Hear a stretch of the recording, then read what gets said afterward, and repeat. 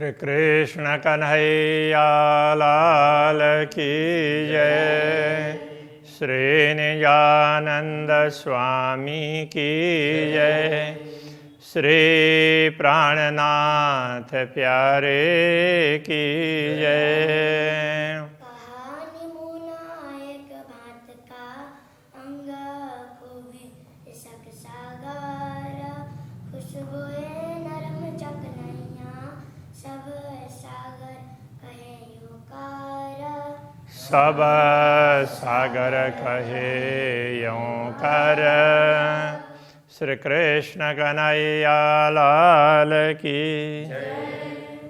श्री राज्य के मुखारविंद की बात चल रही है। जो रंग कहूँ गौर का तो सागर मेर तरंग। जैसे श्री राज्य का मुखारविंद है तो उसको गौर वर्ण का कहें तो भी उससे निकलते हुए आभा है ना, तो उसमें वो ही एक प्रकार से सागर ही है। तो उससे वो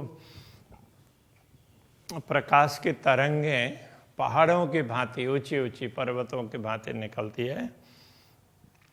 जो कहूँ लाल मुख अधुर, और उनके मुखारविंद को लाल और उनके मुखारविंद को और अधर को, ओष्ठों को लाल कहें तो हुए सागर लाल सुरंग।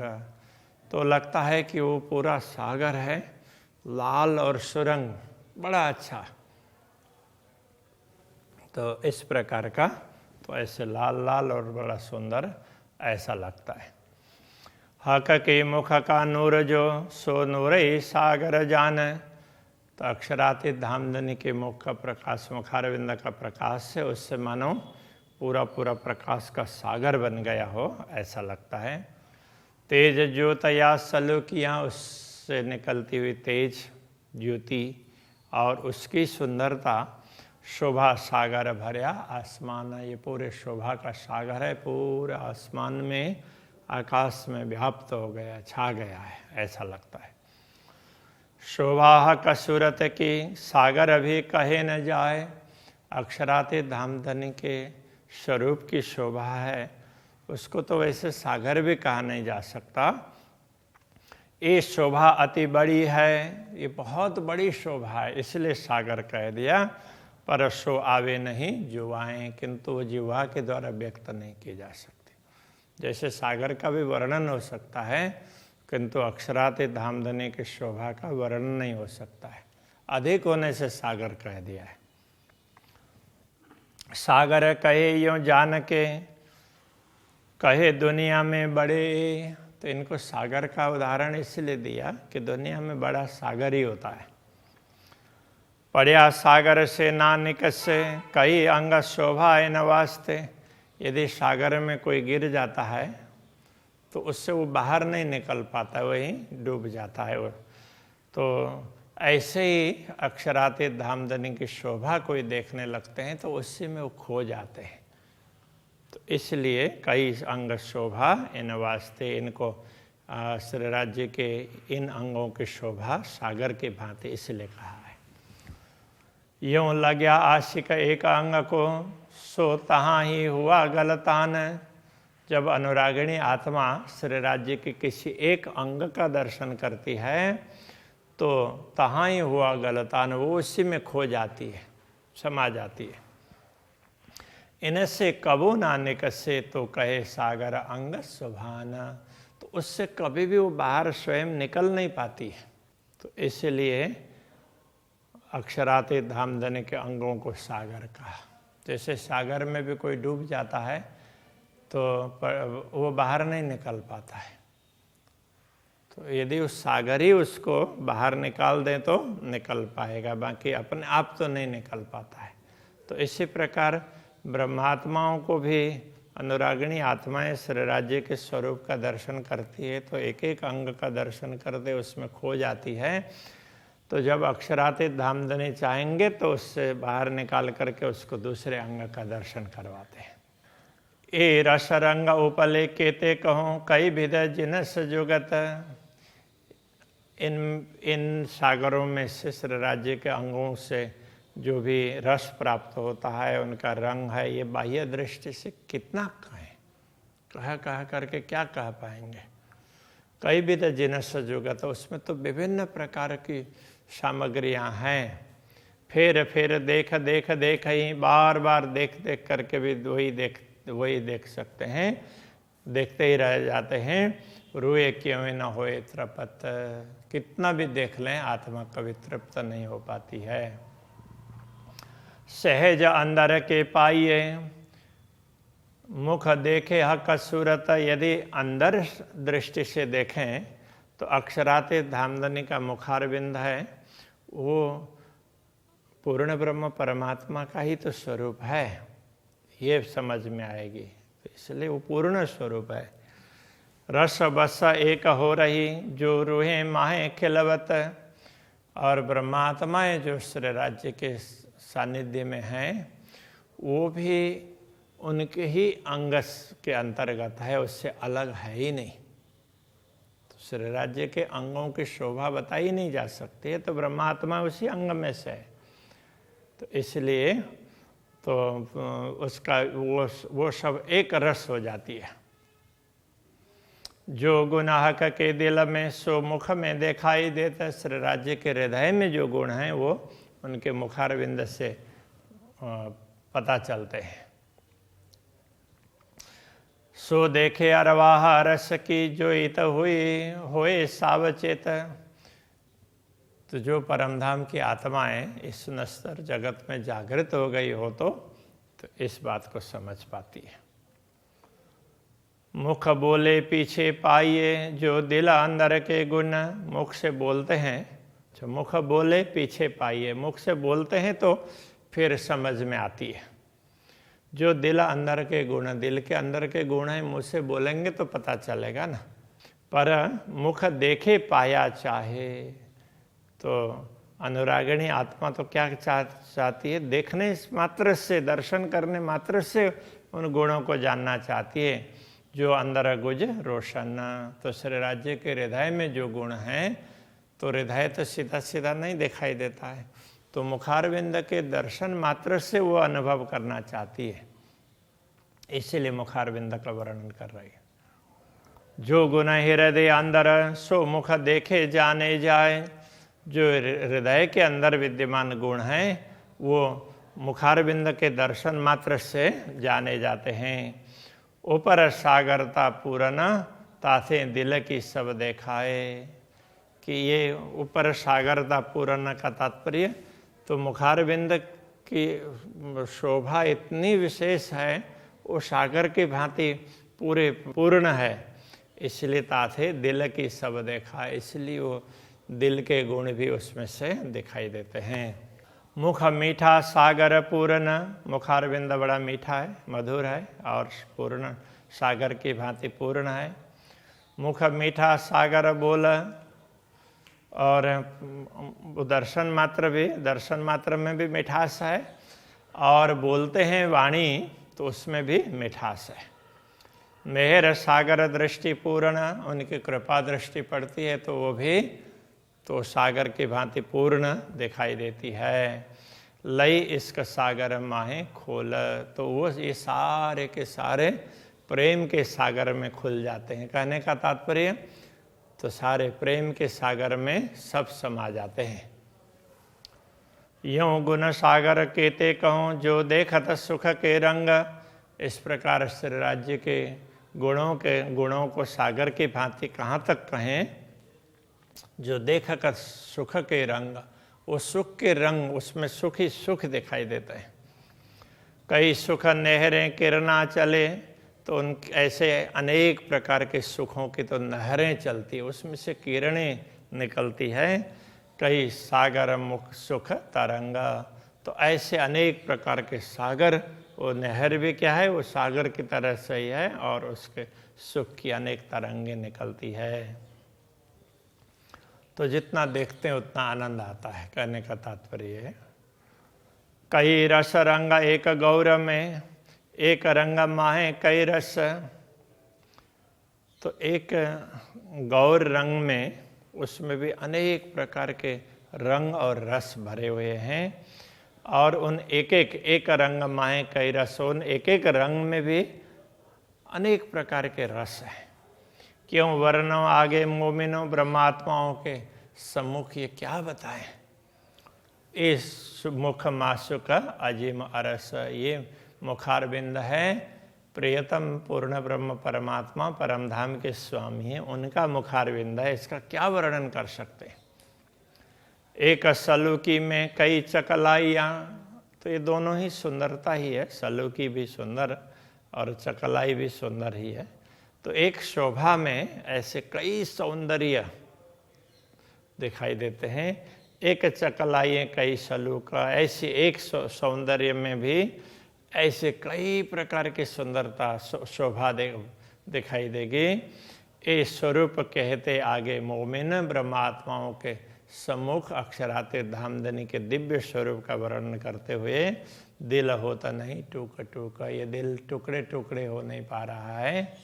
दो तरफ शोभा कान भूषण, बीच नासिका शोभे दो नयन। अब कहते हैं दोनों तरफ कान के आभूषण है और बीच में नासिका। तो मुखारबिंद में दोनों तरफ कान और उनके आभूषण है, बीच में नासिका है। नासिका के दोनों तरफ नयन कमल सुशोभित है। तिलक नीलाट अति उज्ज्वल, तो नासिका के ऊपर ललाट में तिलक बड़ा उज्ज्वल है। दो अधुर मधुर मुख बैना, तो दोनों अधुर हैं, दोनों अधर से मधुर, दोनों अधर युक्त मुखारबिंद से मधुर मधुर वाणी निकलती है। शिर मुकुट एक भांत का, क्यों कहूँ जुआ रंग नंग, तो सिर में मुकुट है वो भी एक भांत का। कहने का तात्पर्य एक अलग ही प्रकार का है, ऐसा कहने का तात्पर्य। क्यों कहूँ जुआ रंग नंग, तो इस जिह्वा के द्वारा उसमें जो नग हैं, रत्न हैं, उनके रंगों का क्या वर्णन करें। ना देख सकूं नूर नजरों, तो उनमें से निकलने वाला नूर है न प्रकाश, उसको दृष्टि से हम देख भी नहीं पा रहे हैं ढंग से। कई किरणें उठे तरंगा, उनसे निकलने वाली किरणें हैं, उसके अनेक प्रकार की तरंगें उठती रहती है। कहे जुआ एता कहे, जो ज्योत भर्या अवकाश, कहा करके इस जुआ से इतना ही कहा जा सकता है कि वो आकाश में उसकी ज्योति छाई हुई है।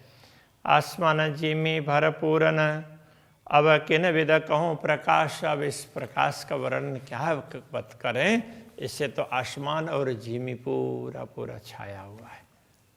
भूमि भी छाई हुई है, पूरा आसमान भी छाया हुआ है।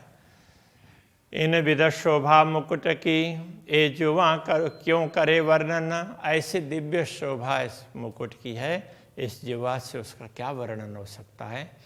शिर शोभे नूर जमाल के, नीके देखे रुआ मोमिन। तो ये मुकुट तो अक्षरातीत धामधनी के भी सिर पर सुशोभित है और ब्रह्मात्माएं उसको भली भांति उसके दर्शन करती है। ए नंग जबेर कहता हूँ, सो शब्द सुपन जी मिले। तो ये जवाहरात अथवा ये विभिन्न प्रकार के रत्नों की बात कह रहे हैं। ये भी इस जिमी के हिसाब से इन शब्दों का चयन किया है। इस भूमि में यही शब्द प्रयुक्त हैं, इसलिए वो चुने। सो शब्द स्वप्न जी मिले, इस स्वप्न की भूमि से लिए हुए ये शब्द हैं। ए अरस जबेर भी क्यों कहिए, जो श्रृंगार कबका के। तो ये परमधाम के रत्न है, उनको दुनिया के हिसाब से रत्न नहीं किया जा सकता। वो तो अक्षरातीत धामधनी के अंग के श्रृंगार हैं। हो त जबेर पैदा जिमी से, नंग अरस में इन विद नाहे। जैसे भूमि में तो रत्न भूमि से पैदा होते हैं इस दुनिया में, किंतु परमधाम में कोई रत्न भूमि से पैदा नहीं होते हैं। परमधाम में ऐसा नहीं है, ये कह रहे हैं। ज्योत पूरन अंगले खड़ी, रुआ जैसी चाहे दिल माहे। तो परमात्मा जैसा चाहती है ना, तो वो अक्षरातीत धामधनी के अंगों की ज्योति है, वो उसी प्रकार से दिखाई देती है। उसको रत्न चाहती है तो ब्रह्मात्मा को रत्न दिखाई देता है, जैसा चाहते हैं वही दिखाई देता है। उनके अंगों का प्रकाश ही है ये। भूमि से निकला हुआ अलग रत्न जड़ लेते हैं, ऐसा नहीं है।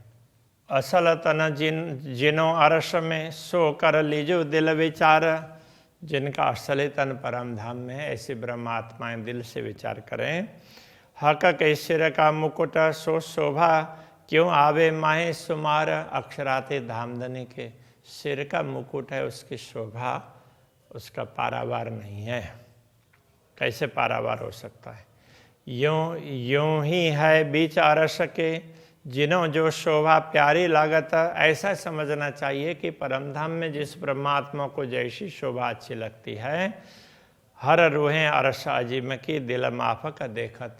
परमधाम की सभी ब्रह्मात्माएं तो अपने इच्छा के अनुकूल दर्शन करती है, इसलिए अलग अलग उसमें शोभा दिखाई देती रहती है। तुम तभी माफक इश्क के देखियो कर शहूर। तुम यहाँ भी तो अपने प्रेम के आधार पर तो इस पर विचार करके देखो। हिसाब न शोभा मुकुट की ए जुवां, क्या करे मजकूर। तो यदि दुनिया की दृष्टि से भी देखोगे तो मुकुट की शोभा का कोई पारावार ही नहीं है, इसलिए ये जिह्वा तो क्या बात करे, क्या बताए। हक सूरत सलूकी क्यों कहूँ मोहम्मद कही अमरद। अक्षराते धामधनी के स्वरूप की सुंदरता की बात क्या करें, क्या कहें, बताया ही नहीं जा सकता है। इसलिए रसूल ने मोहम्मद ने भी उसको अमरद सूरत बस इतना ही कहा, बाकी आगे कोई शब्द निकल ही नहीं पाए उनसे। किशोर कही मसीह ने सदगुरु श्री देवचंद्र जी महाराज ने, तो ये दिव्य स्वरूप है, किशोर स्वरूप है, ऐसा कहा। शोभा कही न जाए माए हद, क्योंकि अक्षराते धामधनी की शोभा इस नश्वर जगत में बताई नहीं जा सकती, इसलिए थोड़ा ही बताना पड़ता है। अति सुंदर सूरत अरस की ताके क्यों कहूँ वस्त्र भूषण। अब ये वो कर दें तो अभी प्राणनाथ जी क्यों बता रहे हैं, तो कहते हैं ये तो अक्षराते धामधनी कहलाना चाह रहे हैं ब्रह्मात्माओं के लिए, इसलिए वही कहला रहे हैं, हमारे बलबूते की बात नहीं है, ऐसा बार बार उन्होंने कहा है। अति सुंदर सूरत अरस की परमधाम का ये स्वरूप है, बड़े सुंदर हैं। ताके क्यों कहूँ वस्त्र भूषण, उनके वस्त्र और आभूषण की क्या बात करें, वो भी बड़े सुंदर हैं। जामा पटु का इजार, माए सिफत न आवे शुकन। अक्षराते धामधनी के जामा पटु का इजार, इन सब की बात करें तो माए सिफत न आवे सुपन, ये सब इन वचनों के द्वारा बताए नहीं जा सकते, तो शब्दों की सीमा में ये नहीं आ सकते। कहे मुख एता कहे नूरे के वस्त्र, इसलिए कहा करके ये जिह्वा इतना ही बता सकती है कि ये सब वस्त्र हैं वो प्रकाशमय हैं, देदीप्यमान है। मैं कहती हूँ बुध माफक, ज़्यादा जुआ चले क्यों कर। मैंने अपने बुद्धि के अनुसार कहा है, तो इससे अधिक तो मेरी जिह्वा नहीं बता सकती है। तो अभी के प्रसंग को यहीं रखते हैं। श्री कृष्ण कन्हैया लाल की जय। ज्यादा जुआ चले क्यों कर, ज्यादा जुआ चले क्यों कर।